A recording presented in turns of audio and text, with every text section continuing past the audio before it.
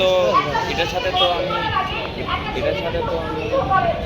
যাবো কি বলো। বাধা দেওয়ার আগে একটা ছেলেকেও বাধা দেয়, কারণ মেয়েরাই ছেলেদের দ্বারা আক্রান্ত হচ্ছে, একটা মেয়ে কাউকে দিয়ে ধর্ষণ করছে না। সুতরাং মেয়েদেরকে হাত দাবায় রাখেন না, মেয়েদেরকে বের হতে দেয়, প্রয়োজনে ছেলেদেরকে আটকিয়ে রাখুন।